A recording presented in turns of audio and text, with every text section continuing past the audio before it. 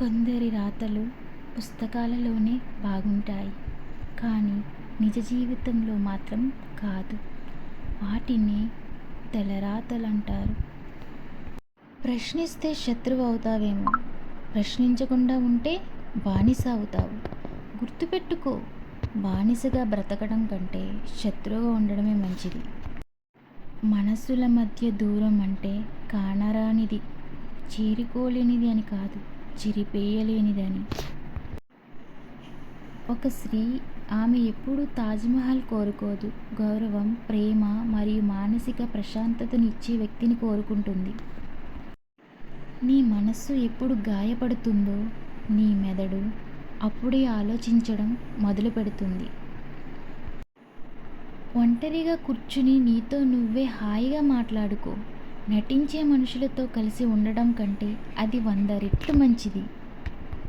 స్త్రీ దేనినైనా భరిస్తుంది, కానీ తన కళ్ళ ముందే తన మనసులో ఉన్నవాడు మరొకరి గురించి ఆలోచిస్తుంటే అస్సలు తట్టుకోలేదు.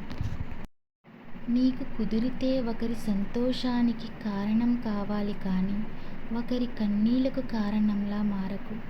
ఎందుకంటే అది ఎప్పుడైనా తిరిగి నిన్ను కన్నీరు పెట్టిస్తుంది. నీ చేతిని వదిలి వెళ్ళిన దానిని నీ మనస్సు నుండి కూడా వదిలే. పగిలిపోయిన అద్దాన్ని బయట పడేస్తాం, కానీ పగిలిన మనసుని మనసులో దాచుకుని మౌనంగా బాధని భరిస్తూ సంతోషాన్ని నటిస్తూ బ్రతికేస్తాం. మనసుకి దెబ్బ తగిలితే చాలా నొప్పిగా ఉంటుంది, కానీ దెబ్బ మీద దెబ్బ తగిలితే మాత్రం మనసు చచ్చిపోయి మనిషి మాత్రమే మిగులుతుంది. కళ్ళల్లోని కన్నీరు ఉప్పగా ఉన్నా కళ్ళు కనే కలలు తీయగా ఉండాలి. గుండెల్లో బరువు ఎంతున్నా నీ చిరునవ్వుతో తేలిక చేసుకోవాలి.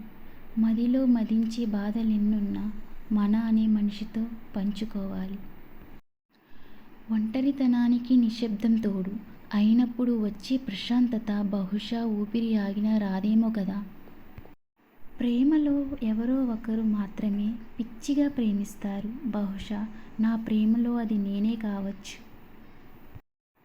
ఒకరికి మాటిచ్చే ముందు బాగా ఆలోచించు, ఎందుకంటే నీకది కేవలం మాటే కావచ్చు. ఆ మాటిచ్చే వారికి ఆ మాటే నమ్మకం, భరోసా, జీవితం. ప్రేమ గాలి లాంటిది.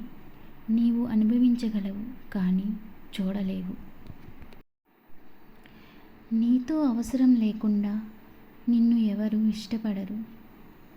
ఎందుకంటే స్వార్థం మనిషి జన్మ హక్కు కాబట్టి. మన మనసు తట్టుకునే స్థాయిని మించి బాధ కలిగినప్పుడు ఈ లోకమంతా మనకు వ్యతిరేకంగా ఉన్నట్టు అనిపిస్తుంది.